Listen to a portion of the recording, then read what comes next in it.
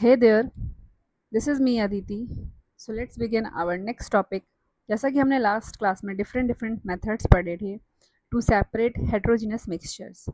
अब हमें जो नेक्स्ट मेथड पढ़ना है दैट इज सस्पेंशन। ठीक है, तो सस्पेंशन हमारे पास एक स्पेशल टाइप का मिक्सचर होता है। ऑफ कोर्स हेट्रोजीनियस मिक्सचर के बारे में हम पढ़ रहे हैं तो it is a heterogeneous mixture, but यहाँ पे जो हमारे पास सॉलिड पार्टिकल्स होते हैं, फिर जो हमारे सॉलिड्स होते हैं वो डिजॉल्व नहीं होते हैं। ठीक है, क्यों नहीं होते डिजॉल्व?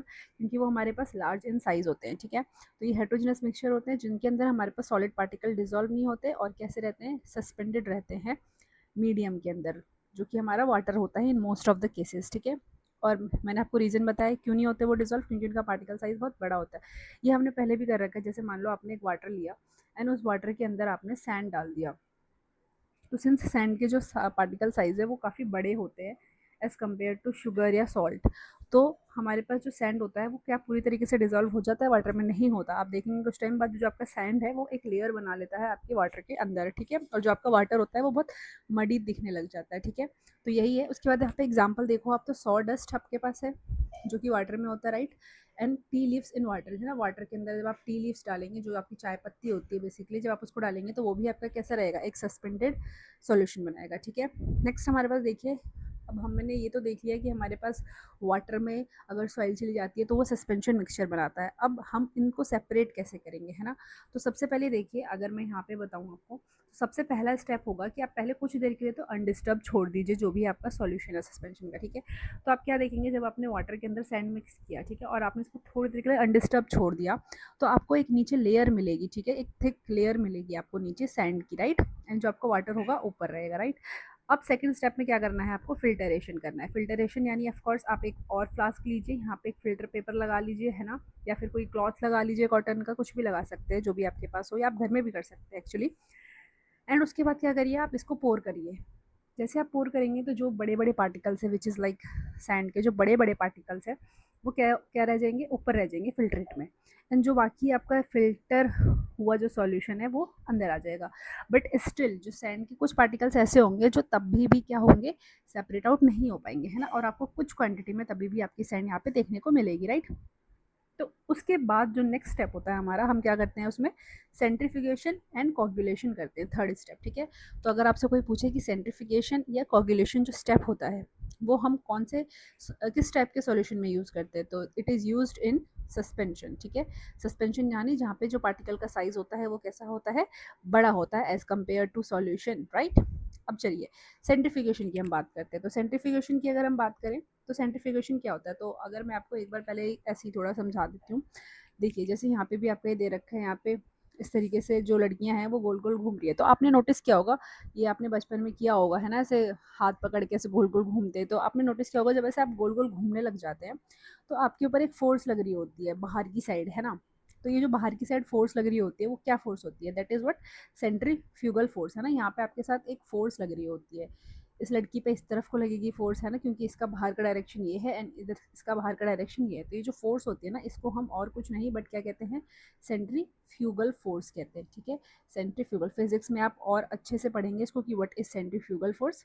बट याद रखना, जब भी कोई भी चीज़ हमारे पास हाई वेलोसिटी के साथ स्पिन कर रही होती है या घूम रही होती है तो उसके ऊपर एक आउटवर्ड फोर्स लग रही होती है, एंड वो आउटवर्ड फोर्स जो होती है उसको हम क्या कहते हैं, सेंट्रीफ्यूगल फोर्स कहते हैं। ठीक है, तो जो हमारे पास सेंट्रीफ्यूगेशन मेथड है इसके अंदर यही हमें करना है। ठीक है, क्या करना है हमें, इसके अंदर सबसे पहले जो हमारा प्रोसेस है, इसके अंदर हमें जो मिक्सचर है उसको एक हाई स्पीड पे क्या करना है, स्पिन करना है। ठीक है, घुमाना है। देखिए, जैसे ये आपका वॉशिंग मशीन दिख रहा है आपको, लाइक वॉशिंग मशीन जैसा कुछ दिख रहा है सेंट्रीफ्यूगेशन का मशीन, इसमें ऐसे जोर जोर से, अच्छा हाँ, आपने वॉशिंग मशीन में भी देखा होगा, जब वॉशिंग मशीन में आप कपड़े डाल देते हैं और जब उसको स्पिनर में आप ड्राई करते हैं तो क्या होता है यूजुअली, जब आप वॉशिंग मशीन को ओपन करते हैं, जब ड्राई हो जाते हैं आपके कपड़े, तो आपने देखा होगा कि जो आपके सरफेस होता है यहाँ पे, लेट सपोज ये आपका ड्रायर है, तो सरफेस पे यहाँ पे कपड़े हो जाते हैं सारे, है ना, कपड़े बीच में नहीं रहते, सारे कपड़े यहाँ पे अलाइन हो जाते हैं, है ना।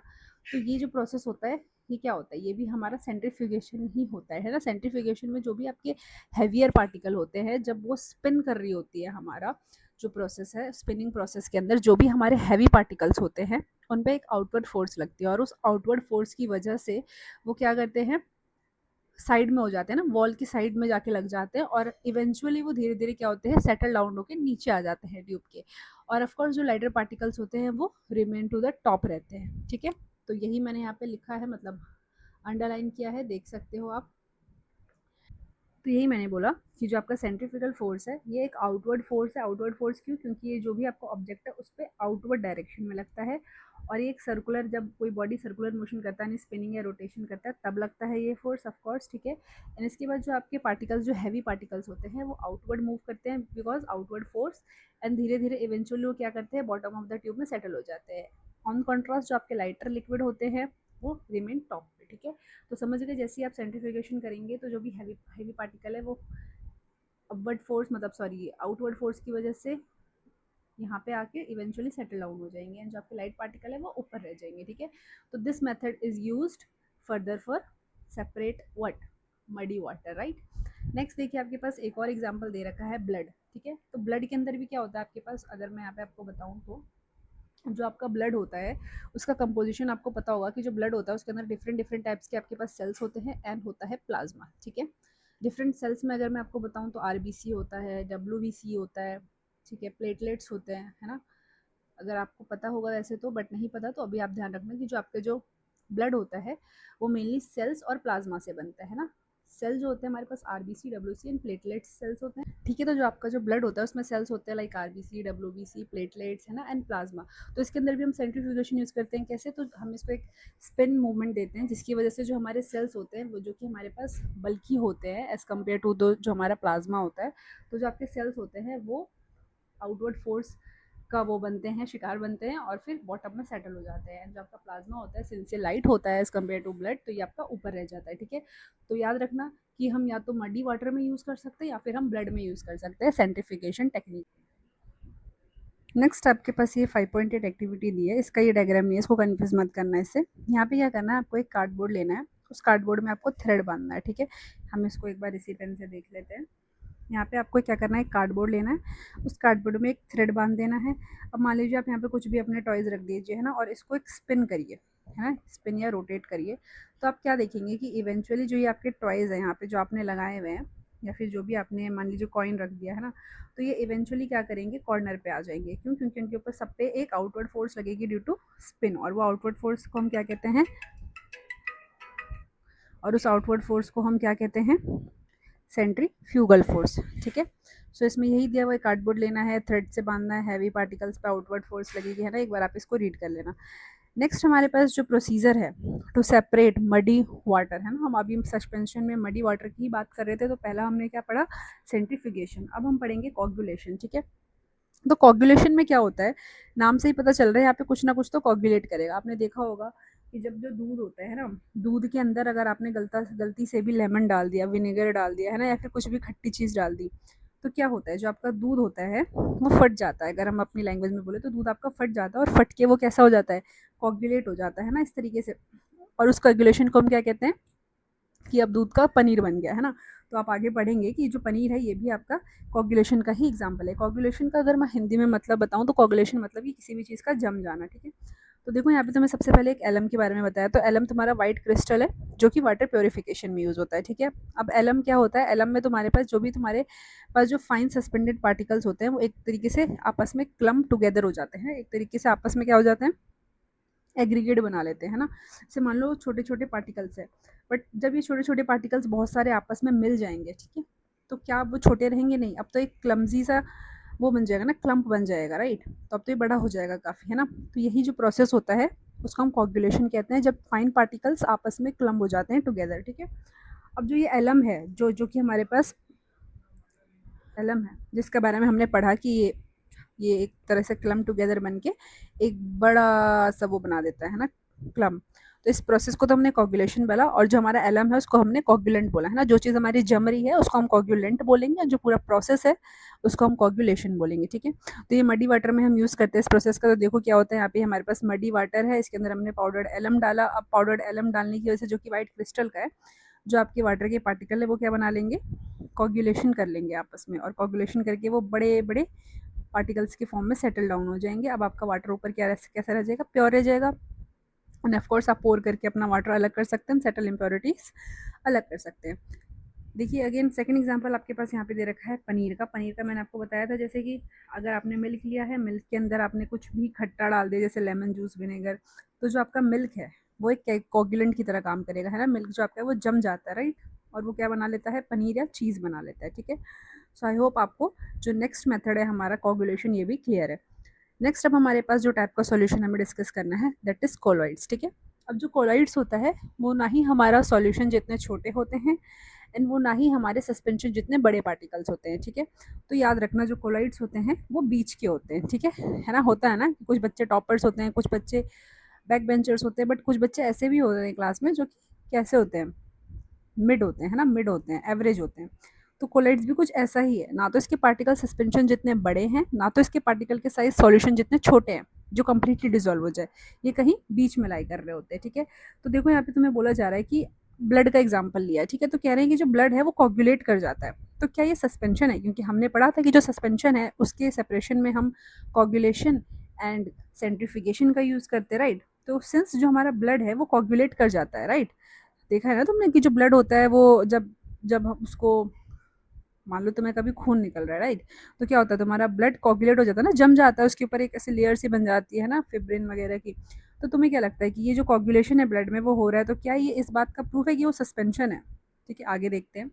नेक्स्ट अब देखो, अब हम ये भी तो बोल सकते हैं जो हमारा ब्लड है उसके अंदर हम जो उसके जो पार्टिकल्स है उसको हम नहीं देख सकते नेकेड आई से, तो क्या आप तुम्हारे अकॉर्डिंग तो हम इसको सॉल्यूशन बोल देना चाहिए, क्योंकि हमने पढ़ा था कि सॉल्यूशन में जो पार्टिकल्स होते हैं वो हमें नेकेड आई से नहीं दिखते। तो बताओ क्या इन दोनों में से ब्लड क्या हो सकता है, सस्पेंशन या सॉल्यूशन? तो आपका रियल आंसर है कि ना ही ब्लड आपका सॉल्यूशन है और ना ही सस्पेंशन है, ठीक है। तो ब्लड हमारे पास नाइदर सॉल्यूशन नाइदर सस्पेंशन, ये हमारे पास बीच का है विच इज कोलोइडल, ठीक है। अदर एग्जांपल्स हमारे पास है milk, tomato juice and ice creams, ठीक है।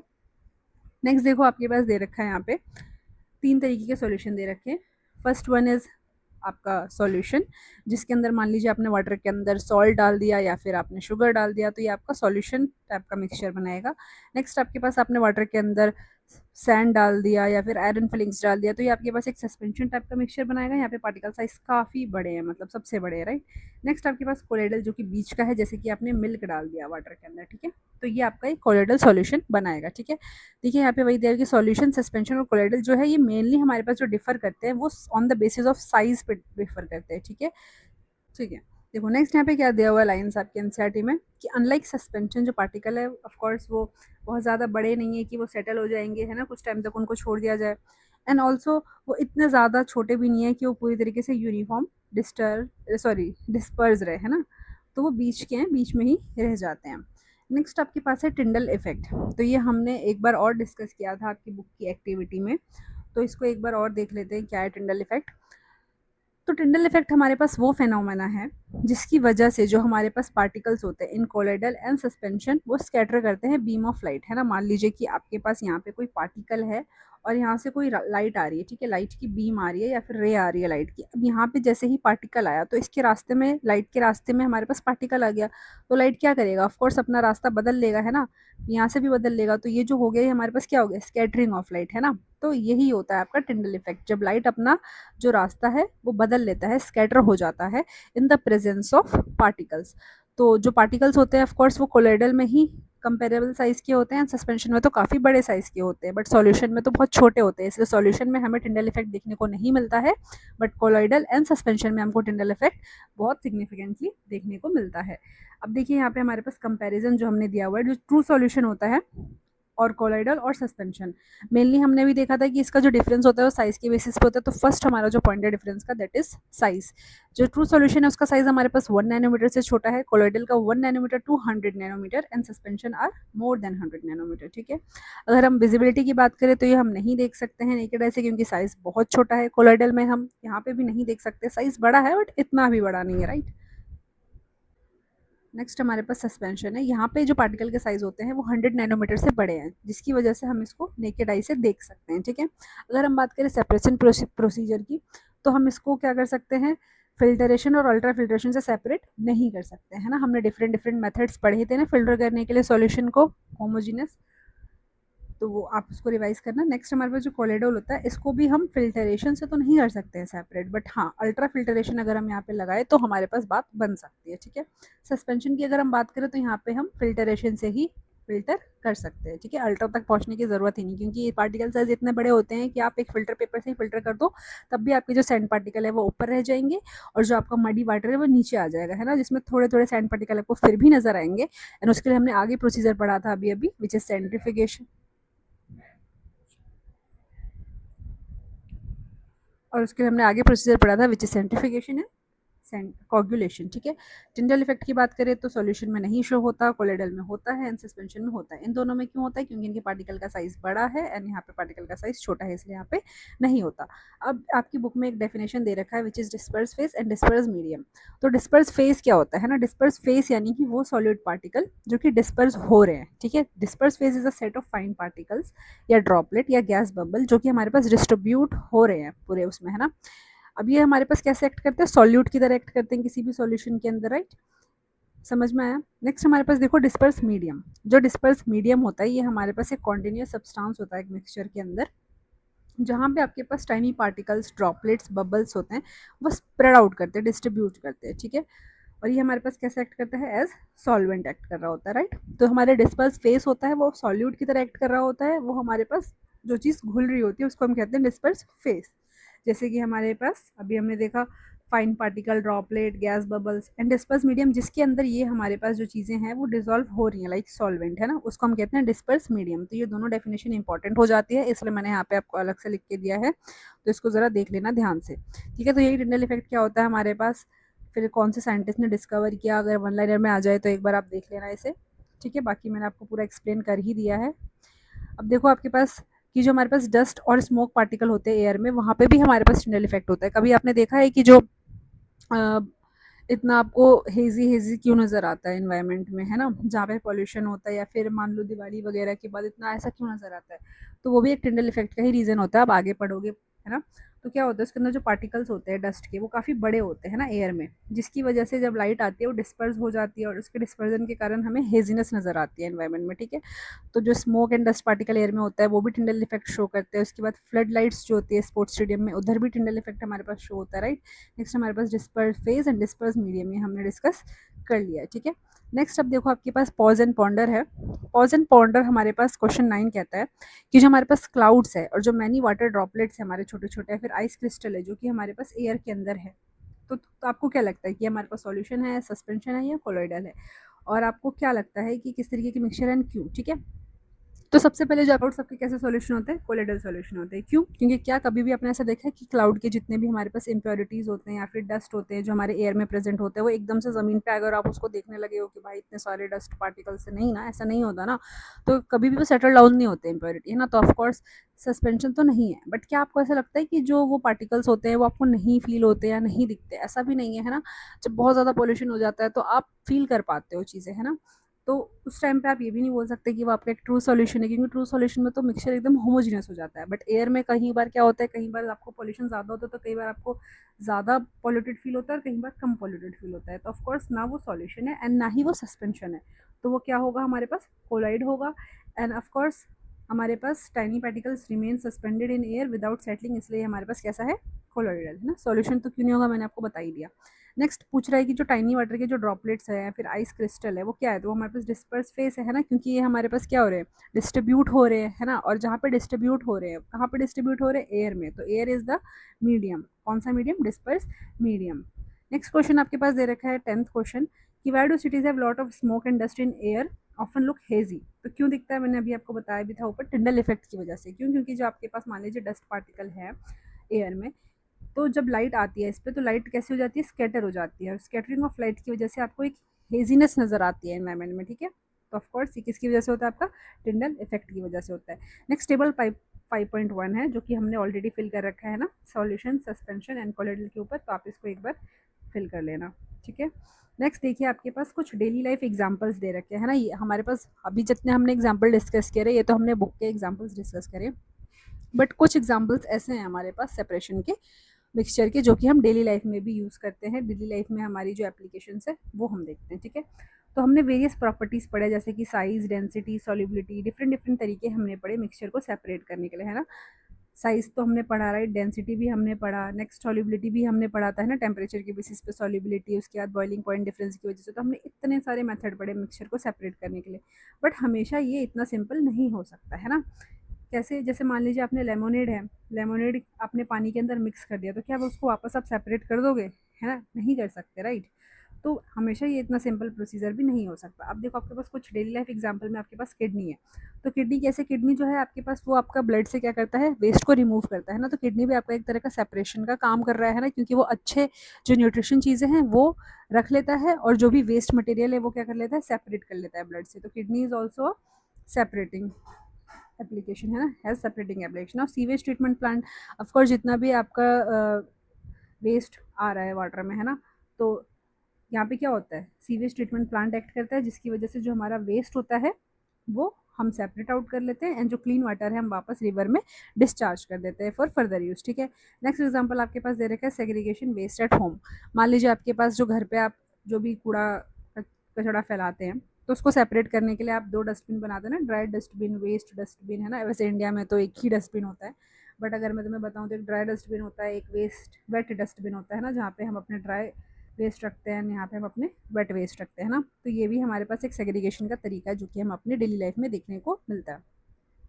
नेक्स्ट हमारे पास जितने भी हमारे पास ओल्ड बैटरीज हैं, या फिर फ़ोन्स या मोबाइल्स के जितने भी हमारे पास ओल्ड बैटरीज है, तो उसके अंदर हमारे पास लिथियम एक एलिमेंट होता है केमिस्ट्री का, उसका कॉम्पोजिशन पाया जाता है। तो जितने भी हमारे पास ओल्ड बैटरीज है उसके अंदर से हम लिथियम को सेपरेट आउट करते हैं, तो ये भी हमारे पास एक सेपरेशन का मेथड है। तो ये सारे हमारे पास डेली लाइफ में देखने वाले हमारे कुछ एप्लीकेशन है of separation. So that's it for the chapter. मिलते हैं नेक्स्ट चैप्टर में। Thank you.